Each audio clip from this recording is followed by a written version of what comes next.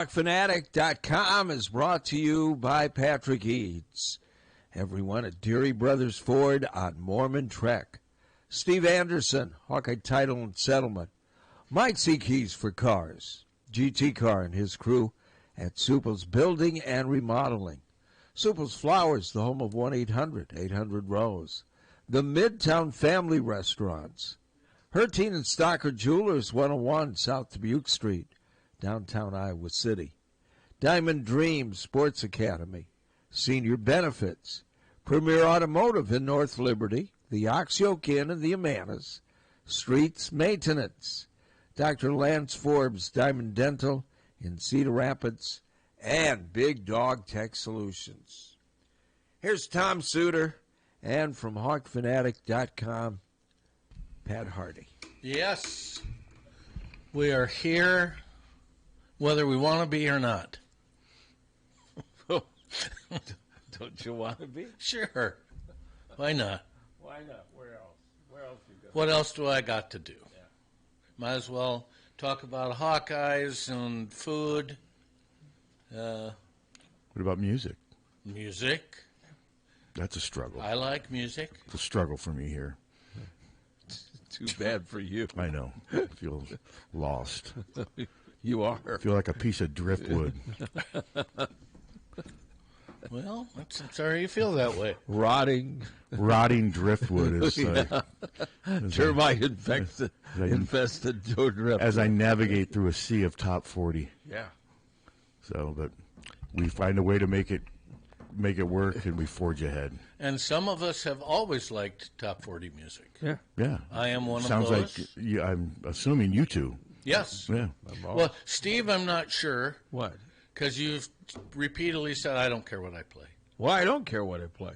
Unless it's Led Zeppelin. So then I don't know that you like top 40. No, I like top 40 as far as how about top 40. I've played top 40 country. I played this. I made sure on KFMH even when they were playing songs that only he would like. That I made them play something recognizable at least once every 20 minutes. How about Gary Newman Cars or Der Kommissar? Der Kommissar. Cars. Gary so you guys are split. Yeah. Yeah. Yeah, you guys can't even agree on your top 40. Because Cars has got a lot of great keyboard IDs in it that everybody remembers. Mr. Commissar. Dun, dun, dun, dun, dun. Okay. That's it. That's all you can do. We're done. But you both recognize that. Yeah. Well, that's a little keyboard I ID. would think don't look around. The Commissar's in town. That Gary Newman Cars thing was so popular when I was like a freshman or sophomore. It was played all the time. Yeah. All the time. Yeah. I can just hear it. Did you ever, kind of hum it as you were getting into your car? I hated it. I didn't like it. And back then, I wasn't, I wasn't listening when I was 15. It's not like I was going to Dead shows. I didn't start that until I was 18. All right, on to the Hawks. Big game tonight. There is. In, 11 hours? Jesus, yes. I haven't done one of these 8 o'clockers for a while. Thank God, though, it's Wednesday because now I don't. But I never sleep in. But I probably won't get. I'm guessing get home about midnight, and I'll still probably be up 2, 3 o'clock. I just can't sleep after a game like this. Hopefully, I do think Iowa's going to win because it's here. But Ohio State. Ohio State needs to win a game. They haven't won many games like this. They haven't beaten a single quad one team. No, and they do win most of the games they should win at home in conference play. That's why they're 9-7. I was looking at some of their stuff a little bit, and they're very efficient offensively. And Bruce Thornton is really good. And they're very efficient defensively. So why don't they ever win big games? Well, because they're just not as good as the other team's talent. Like against Michigan, Michigan's got better players. Yeah. I think Iowa slightly maybe has better players, but or they're pretty even. I'm doing most of this my pick based on just home court advantage. Yeah. If it was in Columbus, I'd be picking Ohio State. I think that's fair. But I wouldn't be surprised either way. It's going to be interesting to see Thornton and Sturtz play because they both play the same way. They control the tempo of the game. They never get rushed. They can play fast if they have to, but they're both really good at just kind of controlling things, and that will be interesting. But they're so physically different. I mean, Sturts is like 6'4", 175, 180. Bruce Thornton's 6'2", 215. He's built like a... He's a tank. I mean, he's a tank, yeah, and that's how he plays. So will they cover each other? I don't know. I mean, it'll be... Nobody really asked. I could see Cale Combs guarding Thornton to avoid Sturts getting into foul trouble, and vice versa. So maybe Howard some. Yeah, and Howard some, and so it'll be interesting to see. Ohio State is one of these teams that they just win the games you think they're going to win, and they lose the games you think they're going to lose. I mean, every time I've watched them, like, I think they were playing Wisconsin, and they were doing really well, and I remember saying, no, they'll find a way. And they found a way to lose. I mean, because it was just a team that was ranked above them. But it seems like when they play the Northwesterns and those teams, they usually win those games. Yeah, they do. I mean, they have to beat somebody. They're 9-7. They have the same record as Iowa. And how about Northwestern beating Indiana? Yeah, I mean, certainly 268. I watched. I mean, Indiana just. I mean, I don't know. How do you lose that game? I don't know, but they did. And I believe it was that at Indiana. I think it was at Indiana. Now that I'm not positive. I thought it was, but man, it was. I give Northwestern credit. I mean, they've won a few games now. I think that was their 4th conference win. It is. Yep. And then I saw Washington won last night. They're now 500 overall, and then I believe they won 7 conference, 6 or I think 6. I think Washington's 6-11 now. Same with Minnesota. Yeah, and so those teams, they're trying to build a little momentum. It'll be see, Washington seems like the kind of team that could reel off 4 or 5 wins, and make a little mini run in the Big Ten tournament. But they also seem like a team that could lose in the first game to anybody. They're really inconsistent, obviously, by their 14-14 record. Yes. But man, that kid they have from Germany is really good. Yes, he is. Boy, would he really look good, impressive. Would he look good at Iowa? Oh boy, in Ben's system. I mean, he is really good. But I'm wondering if he's so good if he may be gone. Mm-hmm. But again, that's the impression I got when I watched him against If he's Iowa. a surefire first-round pick, it's better than even what anything NIL could do. Yeah. But if he's teetering between first and second, he may stick around with a big NIL offer. But man, the way he's playing, I expect him to be gone. Yeah, he's really good. And then we do have Iowa.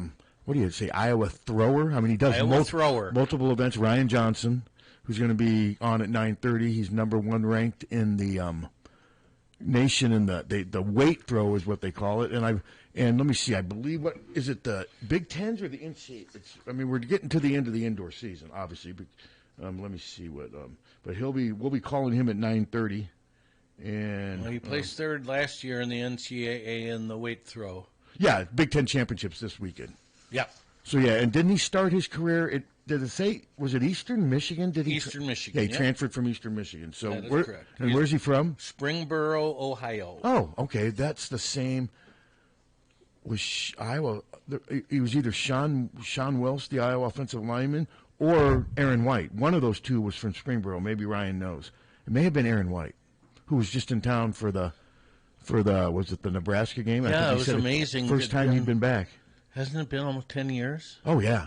No, Aaron was one of the early program builders under Fran. That was a good one. He was I think he was leaning towards going to Duquesne in Pittsburgh, and then, I think it's in Pittsburgh, and then Fran started recruiting him, gave him an offer, and boom, the rest is history. One of the best players. I mean, you can say one of the best players in program history. Sure you can. Yeah, he had a really good career here and helped them becoming 5 kids. Yeah. 4 with 1 on the way, right? And he's been playing professionally for a lot of years overseas and has probably made some good money doing that because, he's been playing in some pretty high leagues. So, yeah, it was good to see him back. And it was nice that they won, Nice, it sure was. Nice win for them. And I've seen more of the Hoiberg's he actually did the Jim Rome show, Hoiberg. We had. Yeah, and he was talking. It's all over Twitter. And it's just explaining his actions and his situation with his heart. And I did finally see video. You finally get a picture of who the kid was. It was weird. Like it almost seemed like the kid came from behind the Iowa bench and got onto the court. I think is that what it was? I think so. From the video I saw, and yeah, he just. And it was his excuse is pretty weak. Who? The Hoiberg's. No, hey, he should have decked the kid. No, I don't mean. Yeah, no, you don't stick it in your face. Yeah. But when the heart thing. I wouldn't know. It's his heart. I'm not going to. He says that he's been told the cell phones can screw the pacemaker. Yeah, well. And you're saying that's not true? I'm not saying. So does he believe his doctor? Doctors are saying it. Well, obviously his doctor has told him differently. So I mean, I don't care. I'm not going to challenge. Yeah. That's what his concern was, and he was reiterating that point with Jim Rome that with my hope, with my heart, I just can't be put in those types of situations. And if that's the way he feels, whether that's true or not, I don't care. If I were him, I would have smacked you can't the kid. deck the kid. Why not? He's going to get sued. Well, I'm sure, though, he could say, I thought the kid was coming at me. He could easily say, well, he was coming at me. It was just a natural reaction to defend myself. I don't think he would lose. I don't think he would lose that. And I think he could. Swatting the phone was the right thing to do. Yeah, he just pushed the kid away. And, the kid, he looked like a college-age student, didn't he? Yeah, I didn't think it was going to be some, 70-year-old man or, 60-year-old woman. It was just a young punk who got on the court, and now I like the way Iowa handled it. They've admitted that they need to improve their, what do they call it, their anti-court rushing. I remember what they called it. And they do. But I don't.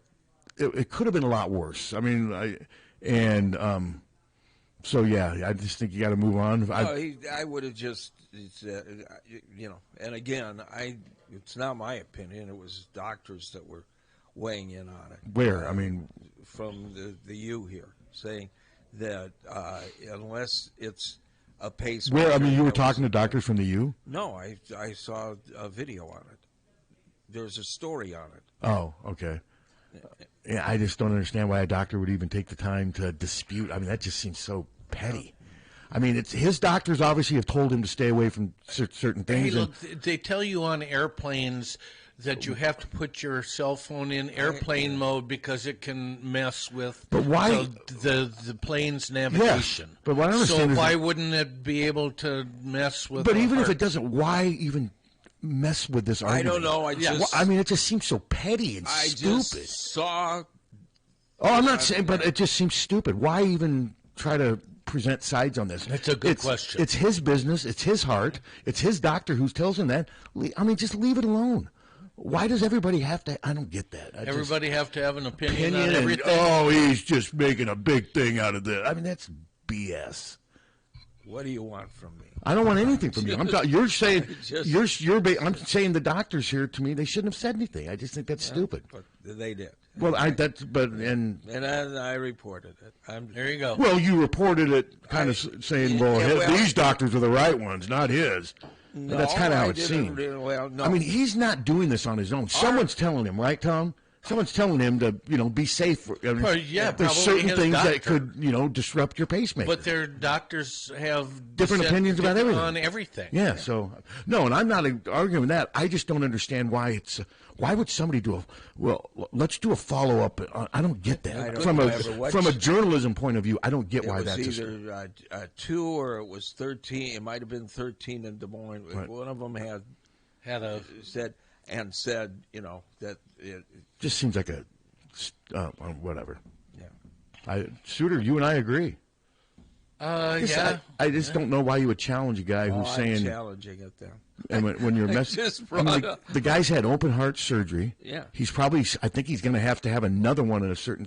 It sounds like he's got serious heart issues. Yeah, but we're not disagreeing with you, Steve. All you're saying is relaying the message. Is other doctors said this, and I'm not saying that they're necessarily wrong. I just don't understand why they're even saying anything. What I'm saying. Well, what they're probably because it's always. What do they think he's making it up? No, I'm not saying. So what do they think he's doing? They think maybe his doctor, goes along with this theory, and a lot of people go along with the theory that radio frequencies, RF, can affect things that they don't really affect. Like, for instance, here we got 10,000 watts. Some people would say if you get close to the transmitter. But we don't even know if it's just that. There's so much that we don't know about his consultation with his doctor. I just say we leave it alone. Cell phones put out RF. It just seems. But his doctor obviously is smarter than us. Knows more than we do. Can we all agree on that? I think we can all agree on that. But not all doctors agree with his doctor. They're smart too. But what I'm saying though is his doctor's giving him his advice, and I don't know why we should question it. It just seems. I didn't question it. You keep making it about you. I'm not saying you. Quit making it about you. It's not you. You. It's not me. I know, but you keep making it about you. I'm saying I don't understand why the doctors here even made a story out of it. Why? I don't get it. That's all I'm saying. It's not you. I know.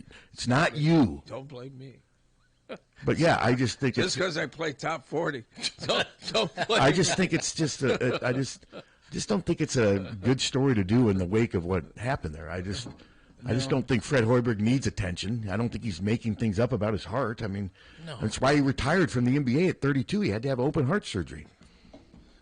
It's clear that his health history shows he's got heart issues. Yeah, I mean, that's why I didn't realize that is the reason why he retired at 32, but it is. I mean, he was having a pretty good NBA career when he was told he had to stop playing, and that would be scary. I mean, the heart to me, I mean, that would be scary knowing that you have. I mean, I'm not sure what exactly the surgery he did have, but anytime they cut you open and do your heart, it's.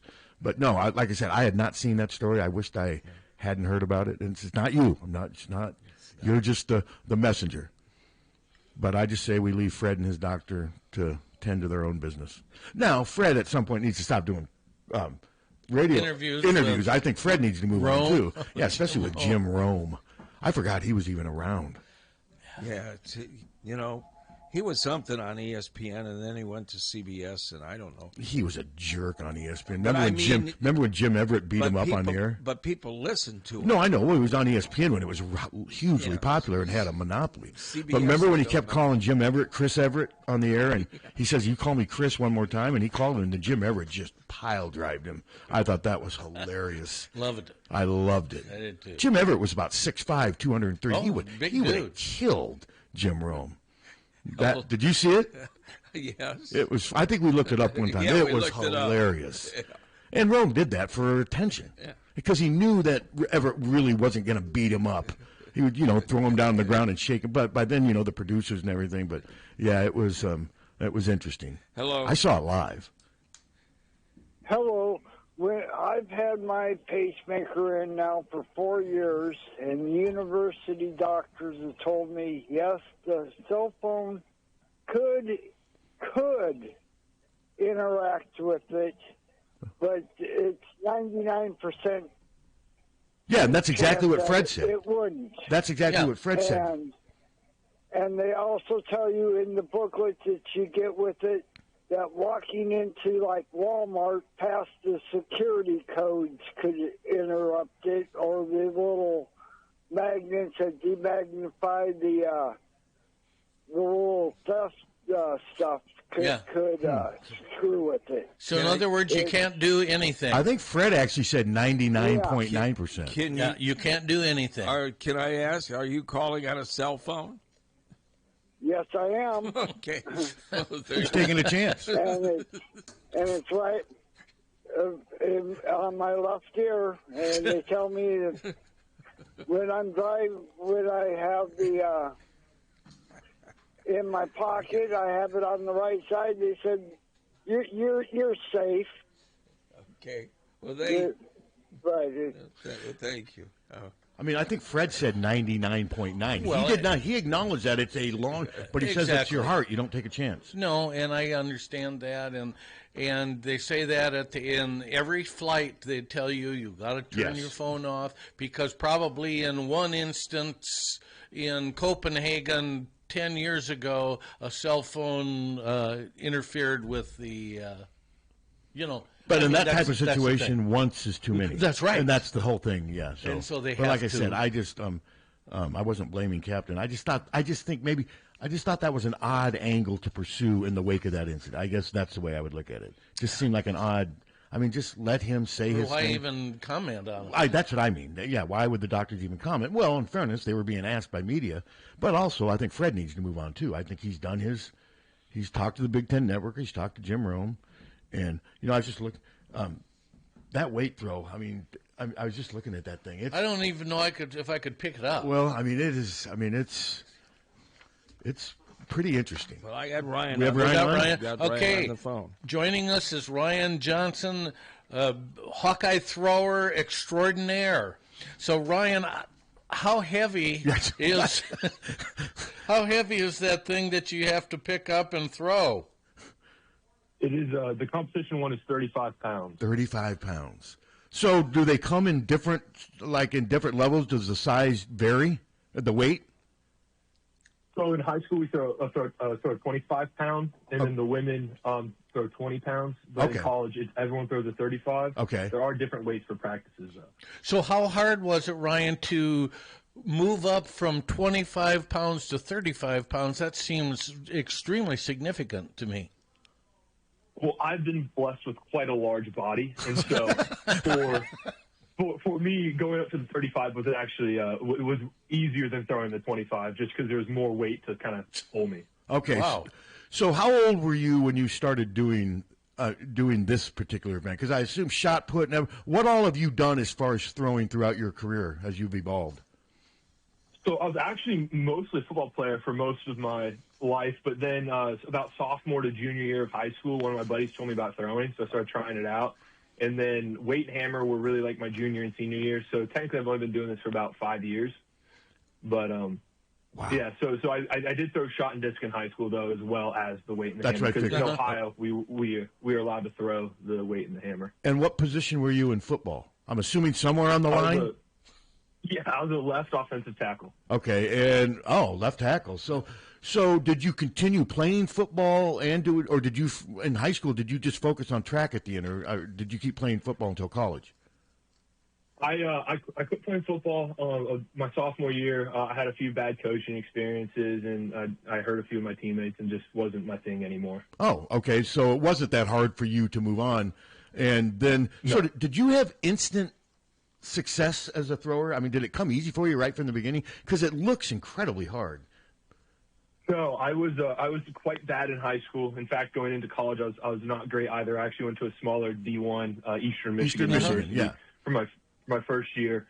And I actually my first year at Eastern, I called myself the Wish.com thrower because I really wasn't that good in high school, but I was given an opportunity to compete at the Division I level, and God's just kind of been with me the whole way and gave me a great freshman year, and it allowed me to transfer to a big program like Iowa. So, Ryan, what do you attribute your incredible growth from not being good at all to being one of the best in the world? God, Jesus, I'm so honest. I every time I get in the ring, it's not really me. It's God using me, and so it allows me to take a lot of pressure off myself and know that it's His strength, not mine. There's a few other interviews where they ask me, because I've been known for fouling a lot of my throws, and so I'll be going into a round where I have all fouls and I need to get a throw in, and they're like, what do you think about that? And I go, I love it, because then it shows it's really not me. It's a God, because I've shown that I foul, and when I trust God, I don't. So that's kind of It is interesting. So does God do all the throwers, or is it just you? Why would He select you? I don't know. I think I don't know His will or plan for my life. I'm just trying to figure it out. But I will say the whole Iowa throw squad is extremely in their faith. We're all very devout Christians. We all love God a lot. Okay, great. So is that stuff you guys discuss a lot while you're around each other? Yes, yeah. We talk about our faith a ton. We actually have team Bible studies. It's a really great experience. It's probably one of the closest throw squads I know of. Wow, interesting. Now, how did you? Okay, you went to Eastern Michigan. What led you to Iowa? I mean, can you talk about how that happened? Because boy, what a perfect fit it's been. Yeah, it's been great. So in high school, I was coached by a guy at Wilmington College. He was my private coach. His name was Tristan Durr. Okay. And then when he was in college throwing, he was coached by two coaches, Nicholas Green and Raymond Robinson. And so Nick Green was the coach at Eastern Michigan when I first went there, and then he left coaching. And so when he left, I went to my private coach's second coach, which was Ray Robinson at Iowa. Okay. And so it worked out great. Well, that's interesting. Okay, with the weight throw, I mean, I've seen the shot put a lot in the discus. So with the weight throw, I mean, I'm a novice here. How many times do you spin before you release it? Is it always the same? Yeah. So for me, it's 4. I'm a 4-turner, but there's a lot of guys that throw 3 turns, and then in fact the national champion last year was a 2-turner. Wow. So it's really just what you know and kind of what you've been training. So when you release, do you know when you've had? Oh, yep, that one. Right away, do you know? Yep, that one's good. Yeah, in fact, if you look at my throws, it's usually around like turn 2 or 3. I know it's good, and then I mess it up because I'm like, ooh, I'm cooking. I'm just going to try a bit harder, and when you try harder, you mess it up. But yeah, when usually my thing I tell people is this: if I scream, I know it's good. Okay. So, Okay. Well, because you hear that when you watch the Olympics Yeah. and stuff, you can hear those screams, and that's generally a sign that for most everybody that it's going to be a good throw. I would say for most people, they're like, yeah, that was a good one. So they're like yelling like it's a natural thing. And then there's some people I've seen that it's more like a desperate thing. Like they just need a big throw, and they'll yell like, please go, instead of like, ah. Okay, so how wide is the area that you throw to? How big is accuracy? How much do you have to keep it within a certain amount of area, if that makes sense? Oh, it's a degree. I don't know. So it gets wider as you go further out. Okay. So like at 10 meters, it's not as it's pretty narrow, but then at like 80, it's pretty wide. Right? Kind of shaped like a cone, like a. It is. Okay, Yep. okay. So is it better to try to keep it right straight down the middle, or have you had really good throws that maybe are close to going out of bounds to the right or left, or how important is it being just throw it right down the middle? It's my coach thinks it's really important, and I agree because I've been known to foul a lot of throws. Okay. But I've had big throws down the left. I've had big throws down the right. But consistently, if you can keep it down the middle, that's probably where you're going to find your biggest throw. That makes sense. One question that we always ask all the athletes that we talk to, regardless of sport, is, and I imagine we're going to get a fun answer from you on this one, is how important is diet in what you do? I mean, you said you're a very large person, so can you? What's your normal food intake like? Yeah, so diet is actually really, really important. I know a lot of throwers that don't take it seriously, and you can tell just because what you eat is how you perform. So I try to stay around 3,500 to 4,000 calories a day, sometimes up to 4,500 in the season if it's like been pretty difficult, like if I feel tired. And I try to stay around 270 to 300 grams of protein. How I get that's not necessarily as important. So, like, I'll have chicken or steak or ground beef. Like, I'll change up my meals so I don't get food fatigue. Okay. But I try to just stay with macros like that. Then how many calories on average do you burn a day just from your normal routine? I'm sure that's well into the thousands, too. Yeah, so just if I were to do nothing all day, I burn 3,000 to 3,500. Like, if I was just to kind of sit around all day, I'm 3,000 to 3,500 because I'm 6'5", 300 pounds. So just existing is pretty hard on my body. But when I'm actually doing things, I would say 4,000 to 4,500 is kind of where I'm at. So then you can sit down and knock back a pepperoni pizza, and life is good. I mean, I could. I try not to in season, especially because then the next day I feel pretty bad. But I'm not saying I can't eat a whole large Papa John's pizza. You know.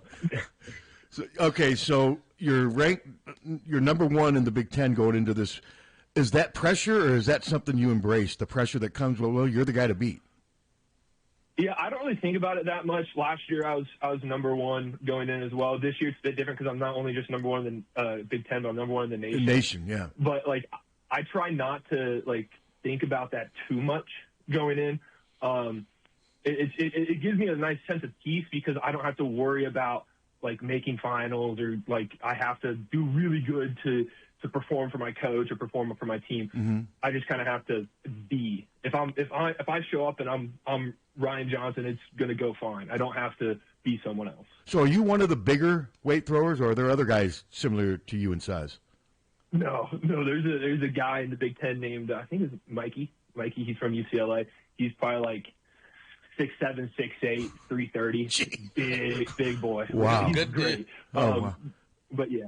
Okay, I want to go back to your meals again real quick here. So, I mean, a lot of protein and probably watch the carbs a little bit. So, like, will you sit down with two 16-ounce steaks, or how does this work? So, like, before meats, my normal like preemie is about like 2 to 3 cups of mashed potatoes and 2 like 8 to 10 ounce steaks. And then like half of a chocolate cake, like a small 8-inch chocolate cake. I'm a big chocolate cake guy. Man, I that's love your diet. That's my.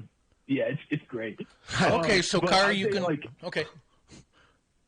Go. On like a normal meal. So one of my favorite meal preps is a box of protein pasta and 2 pounds of ground beef all together, and then I'll eat about a third of that. So like a third of that is one meal. So I'm I'm just fantasizing about being able to eat like that. Wouldn't you like that, Captain? 2 8-ounce steaks and mashed potatoes and gravy until you drop. I don't know that I want to drop. No, that just sounds like heaven on earth. So, okay, so you're going into a competition like you're going to be facing.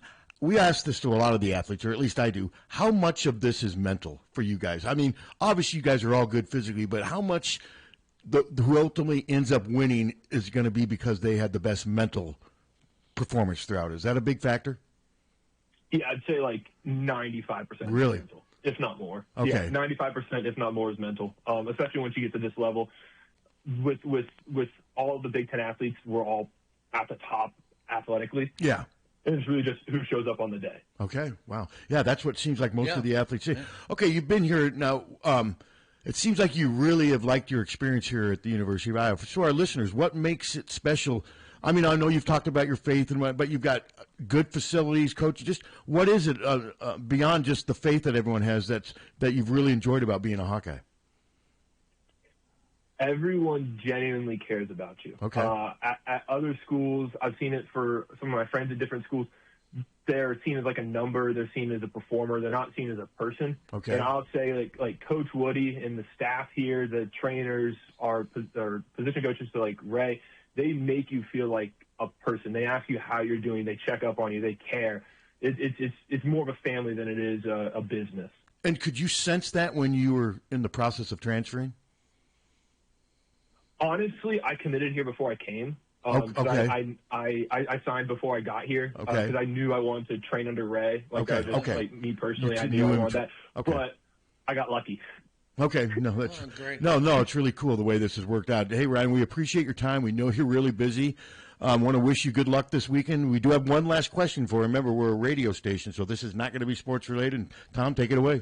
Okay, Ryan. Well, it's a little bit sports related. Okay, so you look down at your cell phone, and coming up on the screen is Beth Getz, who is the director of athletics at the University of Iowa. So she says, Ryan, I need your help. We need to get a lot of money in here fast. We need Ryan Johnson to book a band, a singer, or an act to fill up Kinnick Stadium. Who is Ryan Johnson going to hire to fill up Kinnick? Cool. To fill up Kinnick, Yep. I'd have to go probably Zach Bryan. Zach Bryan's probably one of my favorites. Him or Coulter Wall, but I don't think people know Coulter Wall enough. No, your first answer is a good one. We've had that answer. We've had that answer a before. number of times. I wanted to ask you before we. Is it Aaron? Do you know former Iowa basketball player Aaron White? I'm not. Was he from Springboro? You're from Springboro, Ohio, right? Yeah, Springboro, Ohio. There's another and I think it's Aaron White. That was. Does that ring a bell with you? I know he's a lot older than you were. He was a really good basketball player here about 10, 12 years ago. I can't say that. Okay. I remember. I'm not a huge basketball fan. I know that's like heresy at Iowa. Oh no, that's you got other things on your mind. But no, I'll have to go back and check. But no, again, this was a lot of fun getting to know you, Ryan. Again, good luck the rest of the way, man. It's been pretty neat watching the way you've evolved here at Iowa. Thanks a lot. Appreciate it. Have a great one, guys. Thanks, Ryan. Bye. Good luck. Yeah. All right. Well, that's a perfect segue into our break. Great guy to talk to. We'll be right back. 1-800-800-ROSE. 1-800-800-ROSE. Your FTD florist is the only number you need to know to send flowers anywhere in the country or Canada from anywhere in the country. 1-800-800-ROSE. It's so easy. Just remember one number. 1-800-800-ROSE. Your FTD florist. 1-800-800-ROSE. Remember, For a gift that your loved one will treasure for a lifetime, find it at our family-owned jewelry store in Iowa City, Hertine and Stocker Jewelers. We can show you diamond engagement rings, colored stones, fashion jewelry, and watches. Our jewelers are on site so we can design jewelry for that special person in your life. We are Hertine and Stocker, serving Iowa City and the surrounding area for 3 generations. Hertine and Stocker Jewelers, downtown Iowa City, and HertineandStockerJewelers.com. Ask for Willa, Terry, Tim, or Kate. One of us is always there. Don't wait for an emergency to get a backup for your car keys. Unlike the olden days, car keys have gotten extremely complex. Mike's eKeys for Cars can generate the most technically advanced automotive keys that are on the market today. For spares and lost keys, Mike's eKeys for Cars can produce most conventional transponder, high security, and remote head keys. Mike's eKeys for Cars will keep you on the road. Call 319-330-9185 and schedule an appointment today. Don't wait until it's too late. Call 319-330-9185 today. Hi, I'm Jim Street, owner of Streets Maintenance. As a licensed, insured, and bonded master plumber, I specialize in all plumbing repairs, including but not limited to water heater and sump pumps to toilet and faucet repairs and replacements. As an Iowa City native, I know how frustrating it can be when any part of your plumbing system breaks down. That's why I only use trusted brands and quality materials. I offer same-day, next-day service coupled with a fair price. I also offer general services to mobile homes. For more information about my business, I'm online at streetsmaintenance.com and Facebook, or give me a call at 400-4483, 400-4483. Streets Maintenance, honest plumbing at a fair price. Don't let just anyone take care of your smile. At Diamond Dental, you can expect compassion, expertise, and a personalized care plan to protect your teeth for life. With more than 30 years of combined experience, Dr. Forbes and his staff are prepared to tackle even your toughest dental problems, leaving your smile healthy and sparkling. Diamond Dental offers a full range of general and cosmetic dentistry, as well as dental treatment options for snoring and sleep apnea. It's never too early to start thinking about what's best for your smile. Schedule an appointment today by calling 319-390-3703 or visiting the office at 5815 Consul Street Northeast, Suite D1 in Cedar Rapids. You can also visit DiamondDentalPC.com for more information. Dr. Forbes is a proud sponsor of the Hawkeye Wrestling Club and the Inner Circle. Let the Diamond Dental team provide superior care for your entire family. You take great care to maintain your home or business inside and out. But maybe, just maybe, there's something missing. Something that makes your home stand out among the others in your neighborhood. Something that makes your business pop and increases traffic. Something that you can change and customize at your command. Well, there's a solution, and that's Illuminlight's permanent outdoor lighting from Big Dog Tech. Illuminlights provides illumination for every occasion. Holiday lighting, accent lights, security, and of course lighting for all your favorite sports. The Illuminlights app lets you create your own patterns with color, motion, brightness, and static control over every individual light, or use Big Dog's presets to transform your home or business. The professionally installed track system makes Illuminlight's LEDs virtually disappear until you turn them on. Rated at 50,000 hours, you'll enjoy stress-free convenience for years to come. For more information about Illuminlight's permanent outdoor lighting, go to BigDogTEK.net or give them a call at 319-395-0800. That's 319-395-0800. On an athletic team, you need team players, good athletes, superior equipment, and the best coaches available. In real estate, you need to have a good title and settlement team at your disposal. Hi, this is Steve Anderson. Whether you're buying, selling, or refinancing, you need quality title and settlement services. Consider the team at Hawkeye Title. Give us a call at 351-8600. Hawkeye Title and Settlement, the team you love, the people you trust. This is Leah Pasha, and I've been saying, hit a deer, call Premier for years. And it works. Deer divots and dings do damage, but Premier Auto will do right by you. That's what my dad Nathan's driving at and dreams about. Do yourself a favor. When your car is dinged, be a deer and call Premier. The deer don't like Premier, but you will. Premier Automotive, North Liberty's premier auto body repair shop. Hit a deer? Call Premier. Diamond Dream Sports Academy 20,000 square foot indoor facility holds 8 batting cages, space for infield work, space for throwing and pitching and all your arm care needs. Offers private instruction, group lessons, camps and clinics, leagues, memberships. Rentals available at Diamond Dreams is open to the public. Our top-level instructors include former professional, college, and Olympic athletes. Our coaches will help these athletes achieve their full athletic potential, develop a strong work ethic, and a solid base to build. The last thing you want to do is look back and wish you had worked or played harder. Locally owned and established in 2005, Diamond Dreams is Eastern Iowa's premier training facility. Located at 2905 Stoner Court, North Liberty. Call today and reserve your time. 319-665-2173. 319-665-2173.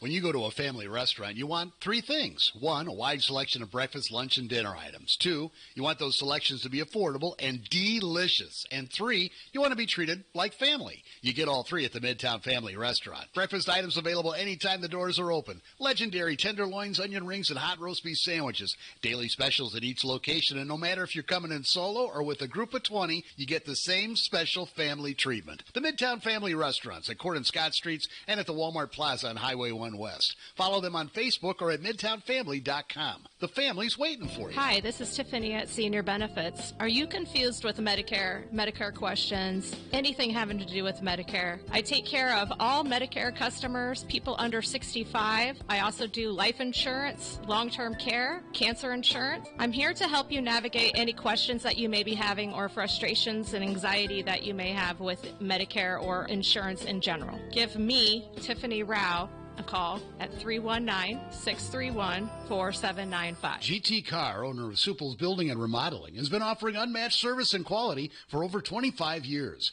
The trained professionals at Supple's Building and Remodeling will install and guarantee the products used in any job, no matter how big or small. They also stand behind their work and offer no-nonsense, exceptional customer service from design to completion and beyond. Whether it's a simple window replacement or a major house addition, you'll have the confidence that Supple's Building and Remodeling is committed to quality. Visit suples.net or call them today at 319-337-2246. When someone is kind enough to share their time with us, we better make it worth their while. They don't want to do people call it the game, right? Patrick Gates and Terry Adams of Deary Brothers Ford talk about what here for you means to them. You don't have to spend a half a day in our dealership to get that good competitive price. We just want to try to deliver that to you up front. And that makes me feel good. Makes me proud. Because that's what people want. They want a fair, honest deal. As far as the statement here for you, we want to not just say it, but live it. Find out what it means to you at Deary Ford in Iowa City.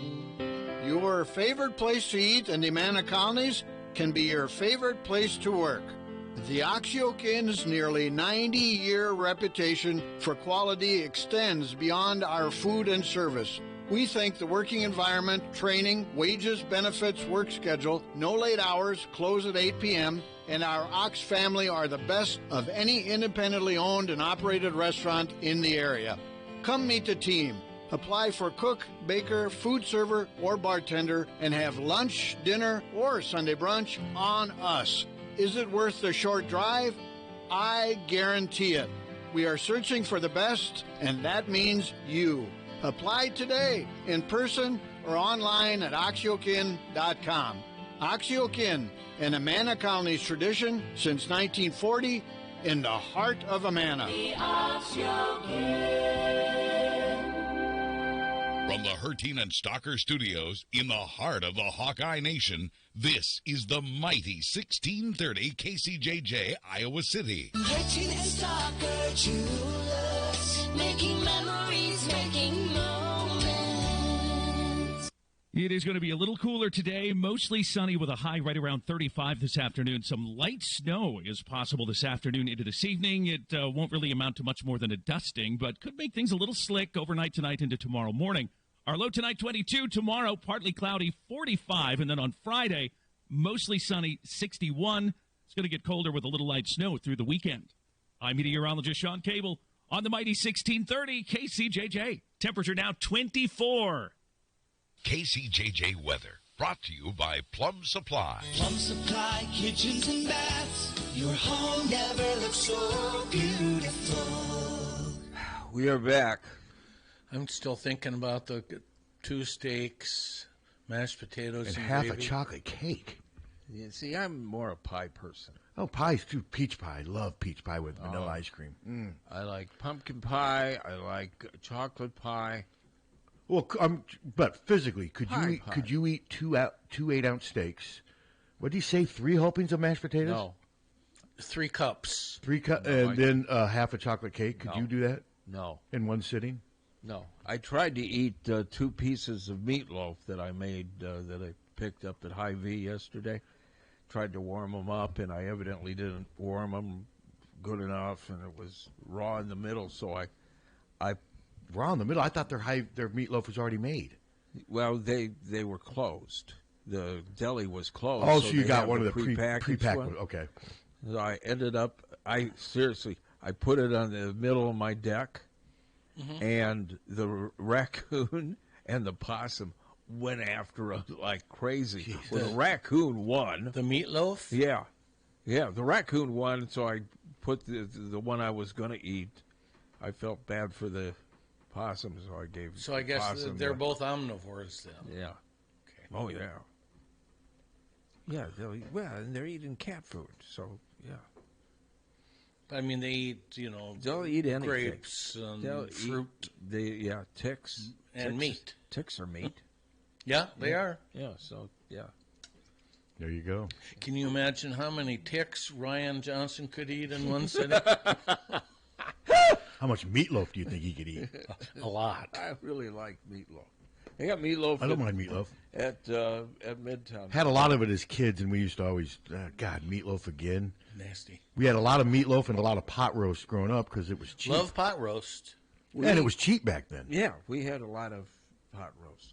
Yeah, my mom made great pot roast. We had pot roast once a week. She made good meatloaf, too. Yeah, so did my mom. We'd have pot roast with egg noodles, in the so you'd almost kind of have a beef and noodles pot roast. It was very much. Yeah, so. no, mine is carrots, celery, onion, then, of course, the big, but man. Well, what did your mom put in the meatloaf? I have no idea. Ticks. Mom put the same. She put ticks. I mean, I know she put onions in it, and I just know green peppers. She did everything from scratch. Everything. I mean, like when she made like stuff with biscuits, she'd make her own biscuits from scratch, and she did everything from scratch. Love biscuits, which was really good. No, my mom. I mean, she'd make either pot roast or she'd make meatloaf or something, but then everything else was out of a package. My mom even made her own spaghetti sauce. And she made a big deal. She'd bring out, when we had some company over, she'd bring out a pie like she cooked it, or baked it. I mean, would it be Mrs. Paul's? It was Mrs. Smith's. Or Mrs. Smith's? Yeah. Yeah, Mrs. Smith's. Everything was Mrs. Smith. Those are good pies. Yeah. See, that was the part of his meal, the half a chocolate cake, that didn't interest me, but the meat and potatoes, man. And he said he does that before competition, right? Didn't he say he did? Yeah, he eats that much before. When you get older, you can't. I mean, you seriously can't. I used to be able to do a 12-ounce ribeye or something. I can't do more than 8 ounces. Oh, I can still do that, but I'm a little younger. Easy, but I'm a little bigger and younger. Yeah. Now, last night, those little Levi things from Sam's? Those little 5-inch personal pizzas they have? They're named after. I've never ordered one. Well, I tried to order 2, but it wasn't enough to do delivery, so I ordered 3, and I ate all 3 of those. I mean, I was hungry. It was, it wasn't cheap. They were like $24, but they're little individual, like 5-inch, and I ate, and they cut them into little tiny triangles. I ate those 3 literally in like 10 minutes. Oh, I ate them right up. And sound delicious. Yeah, I mean, they're small. Now, I don't think 1 would fill you up for lunch. 2 would fill you up. And I didn't need to eat the 3rd one. I kind of wish I had it at home waiting for me now, but I don't. So I'll have to figure out something else. See, I used to be able to eat a large pizza with extra cheese. When you say large, are you talking 16-inch? Yes. Yeah, I don't know if without thinking twice. I don't know if I've ever been I able could to. eat a 14-inch. I never tried. I can still do 12. If I'm really hungry, I can eat Sam's 12-inch pizza easily. Oh, yeah. 14, I usually leave a row. 16, I've never been. Well, a lot of it depends on how much dough it is, too. We're talking thin crust, pretty right? thin. Yeah, I don't usually eat a lot of doughy pizza. I just don't like it. Yeah, I don't like the what is deep dish. Deep dish. With me with the deep dish, I like the first 2 or 3 bites, and then I'm like, this is too much. That's usually what happens. My with me. kid loved I mean, I like it because it's pizza. But it's a little bit too much. When we go to Chicago and go to Uno's or something, he oh, sure. He just loved the deep dish. But you can only eat one piece and maybe a little bit more. And even with one piece, it feels like you got like a weight throw in your stomach. Exactly. I mean, it's just, I've Giordano's. I've had that in Chicago. Yeah. And and then Wig & Pin has that flying tomato. It's a different type of deep dish where the stuff's underneath the cheese. Right. And those are good, but for me, it's just too much cheese. I'm just not a huge cheese guy. I just like the regular Wig & Pin. Me too. Wig & Pin is damn good. No, it's good. Sam's is good. Yeah. Casey's is good if you can deal with the atmosphere. Monica's is fantastic. If you can cut through the smoke. Well, I went in there the other day, and there was like 8 people surrounding the pizza thing, and there was like one slice that looked like it had just been fingered by everybody. Where was this? At Casey's, and then my timing's never right. I'd love to go in there right when they're putting the pizza out and get it, but I never can time it right. So I'm like, nope, I'm not gonna be eating that. That one slice was just sitting there. And you knew it had been touched by people. You got to order fresh. I mean, a lot of it's timing. But if you only want one slice, yeah, but it looked like. Why would you only want one slice though? Well, because they're huge. Well, it depends on which. They cut different sizes though. I went to. I've had one piece at the one on Highway 6. Yeah. By Vic's. Yeah. And I was just ravenous. It was about 2:00 in the afternoon. I hadn't had anything to eat. And I went in, and they had just put out a... And you picked the biggest slice. I picked the biggest slice. It was a beef slice, and I almost couldn't pick it up. Yeah, there's times where I'll look at their slice. There'll be one that's tiny, then the next one it's like California compared to Rhode Island. Which piece am I going to take? I mean, it was huge. Well, it was one big one will lifesaver. fill you up. If I just get one, I feel like I'm cheating. I don't care how big it is. I feel they like give I'm you cheating myself. Well, I think they give you a special rate if you get 2 and a drink. I think. It's like $6 or something. Yeah, that's not a bad lunch. No, that's a great deal. Even 2 normal sized Casey slices fills me up for lunch. That's a great deal. But yeah, I ate that first Levi literally in about a minute and a half. I think it was just dripping off the sides of my mouth. I was so hungry. Little Levi's. I got 1 cheese, 1 sausage and green pepper, and 1 pepperoni and mushroom. And altogether with delivery fee and everything, it was $24 with tip. It was $27, $28. But I hadn't done that. Well, it's just the equivalent of a 12 to 14-inch pizza, right? Pretty much, yeah. Yeah. But like Tom and I were saying, $25 is. That's not really spending a lot of money anymore for a dinner. It Not really isn't. You almost have to. I mean, it really isn't.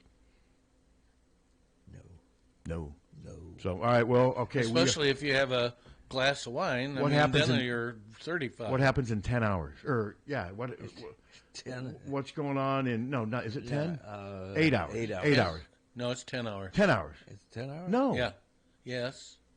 It is. Yeah, 10 hours. Yeah, 10 hours. Jesus. So, stay with me, guys. What's the answer, Suter? I already told you. Tip off. Tip off, yes. Unless it's on Fox, and then it might be 10 after 8. Yeah. My guess is that's probably what it's going to be. What channel? God, I just typed it in yesterday. Let's see. I think it's Big Ten Network. Yes, it is. I typed it in yesterday. And they're a little closer to... But isn't there a game preceding it? I'm sure there is. Stretched in. My guess is it's not. My guess is we're not tipping off right at 8 o'clock. Probably not. But no, it's going to be interesting to see how Iowa. This is a big game. This is a game they need to win at home. It really is. Because we have the same record. Because I'm not real confident they're going to beat Michigan at home. Michigan's really good. We're not going to beat Michigan. But they could. But I'm saying if they lose that, and then there's 9 losses right there. And we're probably not going to win at Nebraska. And that would be 10. If you don't win this game. That's right. This game is really important because they are a team above 500 in conference, but I still think they're very beatable. A lot of these teams above 500 in conference aren't real beatable. But the other thing we're playing for is the bye. And the bye in the tournament. Yeah, and that's important. The Big Ten tournament. And I agree that's important, but because that will affect how you do in the tournament, which, of course, is going to affect your seeding. And the last thing I saw, everything I've seen is they have them as a 9 right now. They're a 9 seed. If we beat Ohio State and beat Penn State, we'll probably be an 8. Yeah, but that's still they need win more. To do anything beyond that, they need to beat those 2, and they need to beat either Nebraska or Michigan to possibly move off to a 7 seed. Yeah. That's a lot still left to do. It is. We have a call? Yeah. Hello. Hey, guys. Maryland and Nebraska is the 6 o'clock game on BTN. Okay. So, yeah, my guess is it's not going to start right at 8 o'clock. No, it probably, yeah. You would think Nebraska wouldn't have any problem with Maryland, but you never know. And Nebraska is at home. Yeah, you wouldn't think so. Yeah, I mean, Iowa lost at Maryland, and they obviously beat them. That's probably the worst loss. Yeah, but that was a fluky loss. I mean, everything went against us. You know, It's still a they just loss. didn't- I mean, it's a that loss. was- yeah, I know. And they lost by 7. And it wasn't like it's not like, didn't they lose by? Yeah. They lost. Yeah, they shouldn't have lost, but they did. And it was they just didn't play well. They couldn't guard Maryland's guards.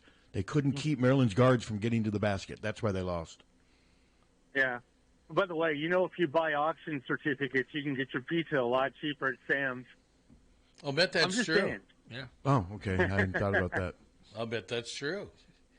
You could save 50% because Captain put some great deals out there. So, Captain, I want an auction certificate. No. We can't. No, I use heard you guys talking about pizza. I'm actually over in Chicago right now. So, Oh, now there's a bar in Chicago that's a restaurant, real good restaurant, that's owned by a Hawkeye family. And it's called the Exchequer, and the pizza is absolutely out of this world. yeah, when I drive over here, there's a couple little mom and pop places I'll go to for Italian beef and to get a good hot dog. Yeah? But just got to remember, never ask for ketchup on your hot dog if you're in the city of Chicago. They Don't worry. like that. I wouldn't either. I don't like ketchup. Yeah. I don't like ketchup Well, anyway, that's all. at all. Just wanted to drop in and say hi, let you know I'm listening to you over in Chicago. Cool so. beans. Good. All right, well, you guys have a great day. Let's have a big win tonight over Ohio State. So go Hawks. Go Hawks and drive carefully. I don't mind ketchup on my hot dog, but I don't mind mustard either. Now, I do prefer mustard on a brat, but I can also eat ketchup on a brat. I told you the story about my buddy in high school who put ketchup on his prime rib, and the owner of the restaurant came out and said, "What the hell are you doing, dude?" He was I'd dipping prime throw him rib. out. He was dipping prime rib pieces Yeah, into ketchup. And that was high school prom. God, what do you think of that? I hope the woman dumped him. Do you like horseradish? Oof, No. no. I love like stinky feet. No, I don't. I hate. Be a good name for a band. I hate mustard. I hate ketchup. Hate horseradish. I hate all those things. I don't eat a lot of any of that stuff, but I don't mind. Like when. So, do you eat your brats plain? If I were to have anything on my bratwurst, it would be Sauerkraut? No cheese. Oof, okay, I don't mind sour. I like sauerkraut and a little bit of mustard or ketchup on my brat. And I like brats. I don't eat them much, but I always enjoy them. See, mustard makes me puke. Yeah, I don't eat a lot of mustard, but I do need mustard on a brat. If I look at somebody eating it, well, it's ridiculous. What about Grey Poupon? Remember those Well, commercials? that's They pull up to the intersection. Pochi's some ground mustard's great on a dog or a brat. Yeah, I don't mind, but like I said, I'm not a big sauce guy on anything. I don't. I'm not a huge sauce guy. Mayonnaise is the worst. I don't mind a little tiny mayonnaise on BLTs, a little bit. I put a little I butter. prefer butter, but I can use a little bit of mayonnaise, but that's it. Man, those people, like I was at Subway the other day, and a guy asked for extra mayonnaise, and she's plopping it on you. Well, that is, I mean. And it was a 12-inch, and she's like, "Is that enough?" He's like, "No, a little bit more." I about gagged. Oh, no, it's naughty. I like mayonnaise, but not a lot. I was about just ready to a nice, gag. I was dry just heaving. a nice, thin coat on some. I think the guy heard me dry heaving next to him, and he had no. What the hell is up with this old man? And I was sitting there puking because of what they were doing to his sandwich. Nauseating. It was. Someone may have should have just. Nauseating. Oh God! It is. I saw somebody get just. You know, and that's the sound of mayonnaise, and then mustard. Oh, God, That's just gross. ridiculous. It's gross. Sickening. It's unnecessary. Yeah. I like a little bit of mustard. I like a very thin layer of mayo. Yeah, no, and I don't like mixing sauces either. Then they it just looks like. Well, that's why I don't like. Vomit. I mean, you go to any of the fast foods unless you specify. I mean, they dump. You have to specify. Yeah, because they dump ketchup and mustard and pickles. The ketchup and mustard ruins the sandwich. No, but they don't have. But that's because the burger has no taste. God, I can't remember the last time I had a fast food burger. Well, I did last week. Where? At Wendy's, because it's just down the street from us. So we don't ever go there, but I did, and they completely screwed up. Are you talking about the Wendy's there right by First Avenue? Okay. Completely screwed up the order. When you say that, what did they do? Like, Well, I ordered a single with lettuce, cheese, and tomato only. I've ordered that from there before. Okay, I got a double with ketchup and mayonnaise. Oh, that would have pissed. So did they charge you for a double? I don't even know. Yeah, that would have pissed me off because I couldn't have eaten that. They charged me the number that I paid. Okay.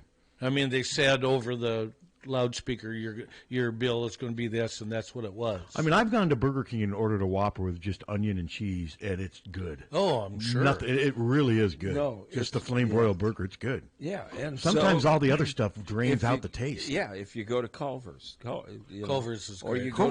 Or you go to Freddy's. Well, Freddy's is probably my. I mean, then it's but you. I love Freddy's. Get all the Freddy's. You get a lot for $10 still. Yeah, you get a combo meal for $10 and it includes a drink. The only fries I care for. I love their fries. Yeah, they're even a little better than Steak and Shakes. Yeah, because they've got that seasoning on them. You ever had Freddy's fries? Oh yeah. Yeah, no, they're really good. Yeah. No, I like Freddy. I don't ever eat there. I eat there because I go over to Carver Hawkeye a lot for press conferences, and I may go afterwards. But I told you one time I went there recently just to order French fries. I had a snack, and he gave them to me for free, the manager, and he's like, we see you in here a lot, man. We appreciate your business. They gave me a free thing of French fries. That's great. I thought that was really nice. Listen, in the summer when Hy-Vee's cooking out, they're freaking burgers. Oh, they're good. Oh, my God, they're fantastic. They're great. Yeah, no, they're good. I get a lot of. I'm starting to eat more of their smoked stuff too. And those cloud burgers are freaking great. And $5, I think. And Monica's, to me, Monica's has the best burger. Yep. Yeah, there's a lot of good burger places. I mean, hell, Chili's has a good hamburger. They do. Yeah. Applebee's has a good hamburger. There's a lot of different places for good hamburgers. They're all good. Yeah. Most of them are good. Yeah. But yeah, the Wendy's was. Can I say a disappointment? What? Do they advertise? Well, not now. Sure, go ahead. Rip them. But it is a disappointment what they did to the burgers at Hamburg. Oh, they I made haven't. them like smash burgers. I haven't. But they're not as good as. Well, smash burgers are good if they're good. Like Freddy's are great. Yeah, if they're good. Yeah. And it's just. See, for me, Hamburg was never a hamburger place. It's a place to go get omelets. Maybe you were expecting the old hamburger. Well, they were really and good. What they served you wasn't what you were expecting, so you didn't like it. But what about the ambiance? I mean, maybe it is but good. as a smash burger, I But didn't what about the think it ambiance, was Captain? good. Presidents have been in there. Yeah, well, nobody's going in there now. They're not. I mean, That's the first I've thought about the Hamburger Inn. Seriously, it was empty when we went in, and it was almost lunchtime. Well, I'm sorry to hear that. Cause Do you go there much? No, I haven't. No, I haven't been there at the new place. I used to go there every once in a while when Tyler worked there. I just don't think about it. I don't either. Yeah, I don't either. Because they don't advertise, so I don't. I just don't think it's about not in my Rolodex. It's not in a lot of people's. I mean, I don't know. But I was never really. Before the hamburgers were really good, and they were. But I like their breakfast food better. I always thought that was. Breakfasts are great. I always thought that was their strength. And I imagine they still are. Well, you don't like eggs. I don't. Yeah. Yeah. But Tyler worked there for a lot. I'd go down there and sit at the little booth there, and then he'd say stuff. Hey, yeah, we're just getting ready to get your food ready. We're just spitting in it right now. He'd give me stuff. He'd say stuff like that to me. But yeah, I have not thought about that place in ages. And that Bluebird's another one where I've gone. Oh, we ate Bluebird a couple weeks ago. Very good. So what made you think of Bluebird and not Hamburg, since they're right around the street, corner from each other? Well, I drive by Bluebird a lot, and we have Bluebird coffee every morning. We buy the coffee beans. Yeah, I could see Bluebird's more on the thoroughfare through, whereas Hamburg, you got to take a right, which I rarely do. You have to be thinking about it to go there. Yeah. And I don't think about it. I mean, the people were real nice and everything. It wasn't, but it just wasn't. Yeah, probably because I remember the other burger and how good it was, and this didn't compare. So you said it was Smash Mouth. Was it just one patty? Because Freddie gives you two. No, it was one patty. Yeah, Freddie gives you two on top of each other, so it's actually a pretty thick burger. It's just two. Those make a good burger. Yeah, no, they do. They just have a good flavor to it. Yeah, they do. All right, and then let's see. We got the women. Women tomorrow night hosting Illinois. Hosting Illinois. I got to write something up on that today. Also 8 o'clock. Yeah. So And haven't been a lot of 8 o'clocks, though. Yeah, I've been going to bed. But it's going to be tough. I mean, I watched the first part of but we've been going to bed at 9 o'clock. Getting in here Friday is they're tough. Getting in here Friday is going to be tough because I guarantee you it's going to be 2 or 3 in the morning. I thought about John Bonenkamp. I mean, I may use him. We'll see, though. But then he wouldn't get home until that time, right? Well, if he's coming up. If he's not coming up, obviously I will. But he also doesn't have to get up and do radio the next morning. At least I don't think he does. But there haven't been many 8 o'clocks, so I mean we're nitpicking. Well, now I got to be dressed. Usually, the last thing I would do is get dressed. After I shower and everything. Now I got to get dressed earlier because Molly's watching Jan. Uh-huh. I can't have her come in and me not dressed. That would not be good. That would be a lawsuit and a half. That would not be a bit good. It would be soul crushing. It'd be a lot more than a lawsuit. Yeah. She'd lose her will to live. This is what you got. Look forward to. That would not be good. No. Poor Molly. No. So, no, I think that the Iowa women's basketball fans are a little bit better behaved than the men's basketball fans. So, Aaliyah Guyton will not get booed. Yeah, I hadn't even thought about that. Yeah, and if she does, by a couple students, whatever. But has she even been a huge factor for them? I haven't looked yet. Not really. Because when I watched them, she barely plays. Yeah, she's not a starter that I've seen. And like I said, if Iowa doesn't come out, they could lose this game. Oh, 100%. But I don't think they will. I mean, again, if it was in Champaign, I would maybe go as far to say I think Illinois is going to win. But it's not. I would say that would be a nail biter for sure. I just think home court advantage is going to be the difference, like it was against Michigan. Yeah. But we'll see. You got to still play it, and well, they beat us there last year. They did, but it was there. Uh-huh. That's a big difference. Caitlin Clark lost there. She did, and they've had good teams.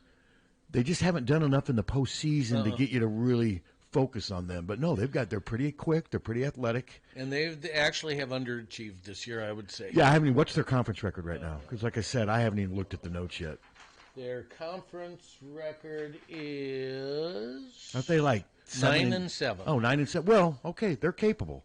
Yeah. I mean, you win 9 games at this stage. They have the same record that USC does, 9-7. Okay, so they play Iowa, and then what's their last game against? Illinois, I don't know. Okay. So they've got a chance. I mean, if they could be 11-7, that'd be pretty good. They'd be a lock to make the tournament, even regardless what happens.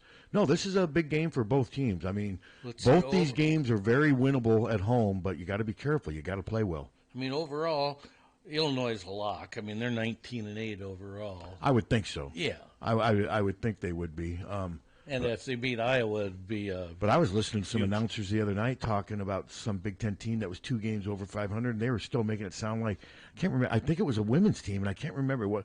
And they were making it sound like they still had work to do. And I'm like, if you're 2 games over 500 men or women right now in conference play, you're in the tournament. If it were to end today, I mean, any team that's above 500 in conference play in the Big Ten is going to make the NCAA tournament. Okay, like USC 9-7 in the league. I think that's who they were saying. And 17-10 overall. I think they were saying they still had a lot of. I think if the season ended right now today, they'd be in at 9-7. That's just me. I could be wrong. If it ended today, but if they end up 9-9, and that would be 17-12. That would be bubblicious. I would think. I still bet they get in at 9-9. Oh, probably. It just seems like now the Power Fours are getting the benefit of the doubt. Yeah. And Ben said some interesting things. He didn't really, when he was at Drake and Northwest, got the feeling that sort of frustrated him. But now that he's experienced he sees the difference. He sees the difference in the challenge of trying to sustain at this level. And he also said something that I've agreed with and told you guys numerous times, and Fran agreed with. He still says winning a conference regular season title is the hardest thing to do. He said at any level, and I agree with him, because he said, he's won 4 national titles, Division II. He says with that, luck plays into it. He goes, with the conference regular season, so many factors you have to overcome. It's a grind. It's a grind, and he thinks that's the hardest thing, and I agree. Well, Iowa hasn't done it since well, that's what I'm saying. I'm right. Years. I've got something I'm going to publish when I get home. 3 dubious streaks: the Sweet 16, the regular season share, and outright. I mean, you've got the outright that's 70. 56 years. God. You've got the share of it, which is 79, which is 47 years. 40, And then you've got the Sweet 16 drought of 99, which is 27 years. Those are the three, because I've always joked, and I'm actually referring to you, but not your name. I've got a buddy of mine. You've joked about how you sort of think men's basketball is cursed. I know you're joking, but sort of joking. But it is weird to think that even the law of averages wouldn't have ended at least the regular season conference thing more so than the Sweet 16, because it's not like Iowa's had decades of bad teams. It'd be different if you were talking about Nebraska or Northwestern. Iowa's had pretty good teams since 1979. We've had a lot of good and teams. have not been able to get over that hump. I just find that it's bizarre and frustrating. So I'm writing about that because when I asked Ben yesterday, when's the last time Iowa won a regular season, he right away goes, 1985? He didn't even know. Yeah. I'm like, no, 1979. He goes, man, I wasn't even born. It's just, it needs to end so we don't talk about it. No, it does. And, it's part of the problem is the Tom Davis syndrome. You get into the tournament all the time. You can win that first round, but you're an 8 or 9 seed, and then your second game you play somebody you can't beat. Yes, but I'm talking regular season title. Part of the problem with Tom Davis, too, is as great as that 86, 87 team was, I think, didn't it finish third? It did not win did not win. That was his big. B.J. Roy and Ed never won a Big Ten regular season title. And I'm not knocking Dr. Tom. I'm not at all. What a collection of talent that team was. It's just weird. And then you get teams like Wisconsin. There's years where they stumble into winning a Big Ten title. You know, they just. It's just amazing how it is eluded Iowa. And Ben talked about it. Fran didn't like to talk about it. I mean, he just didn't like to. He goes, I remember when he first came, he goes, well, that all happened. That's not us. Now, 14 years. You added 15 years. Well, 14 years into it, it was Fran, and he didn't like to talk about it then either. I mean, it's just not a. It's almost like it's just out of sight, out of mind. But it's always in the back of my mind because I can't believe they haven't won at least a share. And the last time, 79, they shared it with it was 4 teams. I remember. Wasn't it Michigan State, Purdue, Iowa, and who was it? Who was the Ohio fourth? State, probably. I think maybe, yeah. And so, it's just crazy. And they have not won it outright since 70. Since March of 70. So that was Kraft's and Waite's team, right? What, the 78, 79? Yeah. It was Ronnie's junior year. Yeah. And Ronnie was healthy that year. And it was a 4-way tie.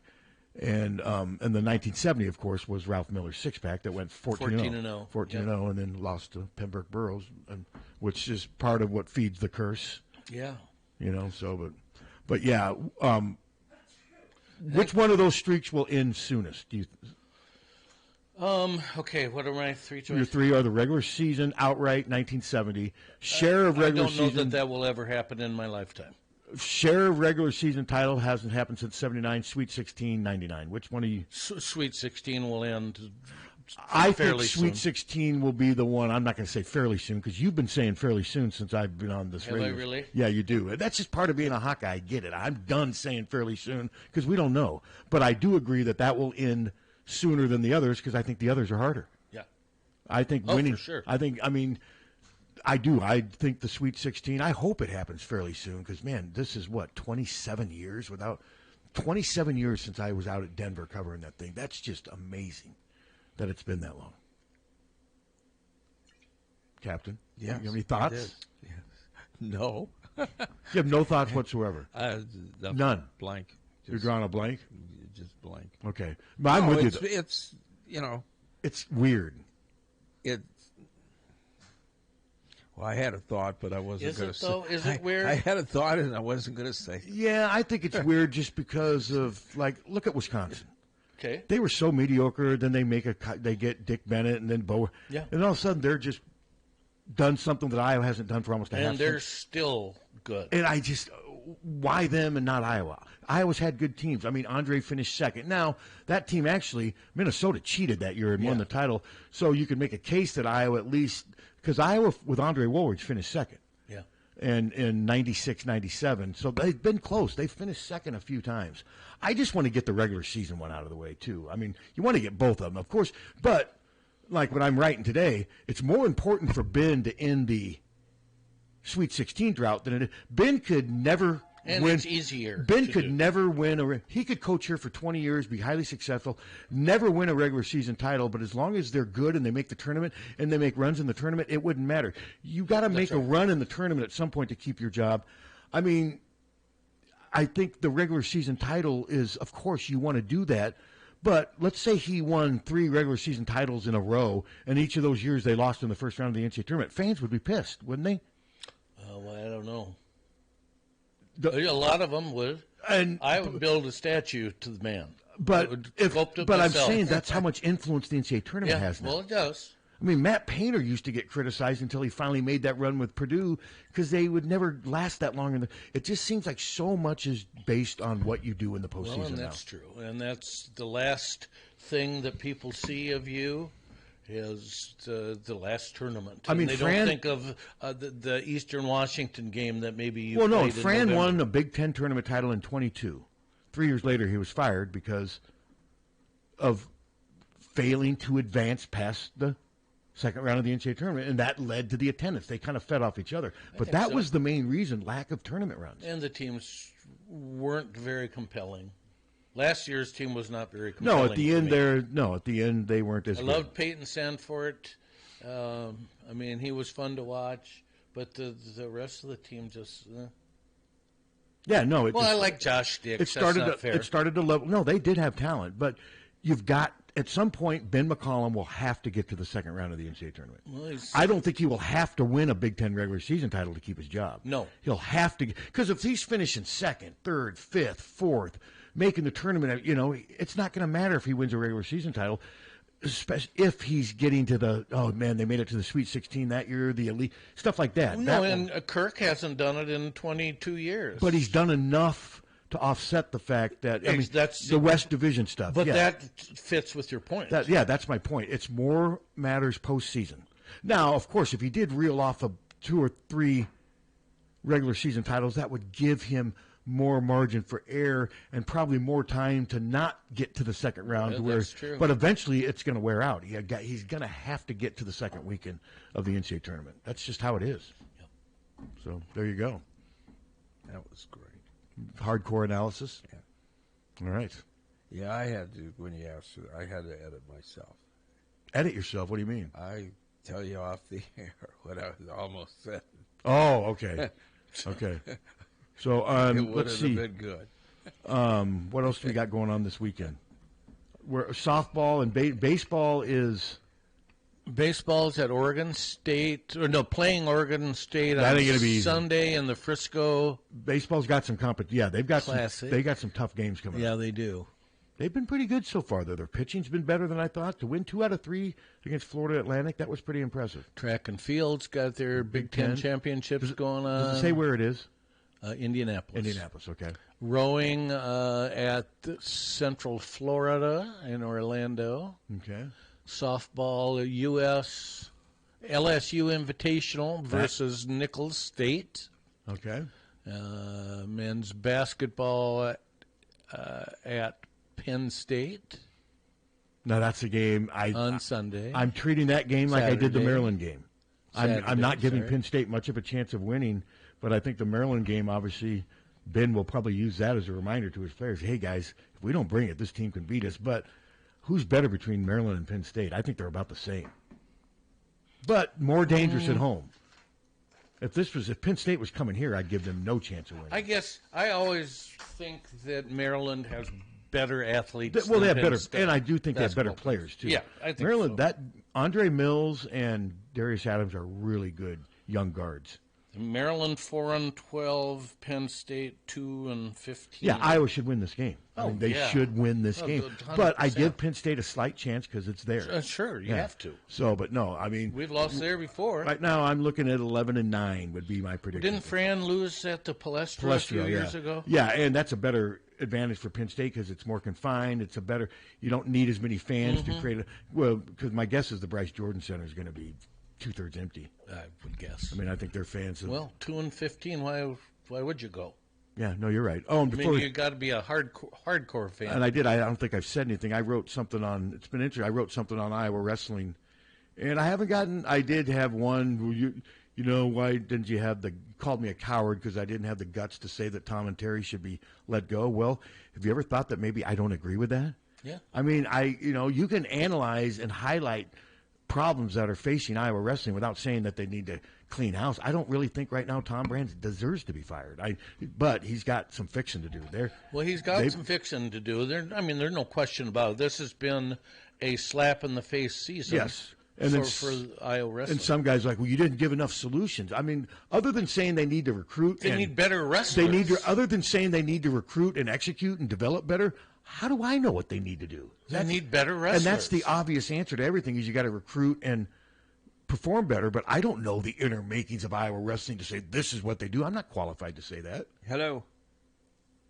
Hello. I'd like to submit an observation of my own. It's just personal, but 100%. I think the home court advantage at Iowa went away when they left the field house and went to Carver Hawkeye, and I think it's led to no conference championship. And that's very short. Interesting. But that's the point I wanted to make. Okay. Well, it's hard to argue with. Tom, you've went to a lot of games at the field, and you've said it's not no comparison. No, the field house was a tremendous advantage, and it was loud. And because you could stomp your feet at any level of seating, and it would become very loud and very. You're part of the game in the field house, and you just can't get that same feeling in Carver Hawkeye. And well, I don't won the games because of that. I don't entirely agree with you, because but it takes the right circumstances. It does. The perfect storm. The women have found those circumstances, and they've put it together, and you can start to experience that feel. But it's still never going to be the same as the field house, because it would just. It was its own thing, it was. You're right. You go to more games than I do, but I just call going to the field house. It's just easier to get things going. It was easier to get things wound up. I'm not disputing your point, because there could be something to it. It's hard to say. No, anyway. Thanks for sharing. Appreciate it. Great show, guys. Thanks. I think I went to one game at the field, and I don't even. And there were sounds at the field house that you can't hear anymore. Well, it's because of it's a big echo chamber. There's nothing acoustic whatsoever about the field house, so you could clap and it would sound like 10 people clapping. But one of the sounds that I remember is you would get a Coke in one of those kind of wax cups. You could turn it over and then step on it in the on the cement, and it would be boom. Well, I saw a couple concerts at the field house, and did an interview with Flo from the Supremes on the college station here, and she said it was like singing in the shower. I would believe that. Yeah, and she was positive. It wasn't a negative comment. No, it's an interesting observation. I mean, they won the title in 70, but then it took another decade before they won another one in 79. When did they win one prior to 70? Well, we tied for it. Sam Williams' team tied Ohio State. And at that time, only one team. Was that like 66? 60, yeah. So they did win 3 titles within about 13 years. They did. And Sam's team, they had to go play a game at Ohio State. I believe it was at Ohio State, to determine the Big Ten champion. And Ohio State won. And if I remember, I was Gary Brad's team for Ohio State, maybe. Before my time. Yeah.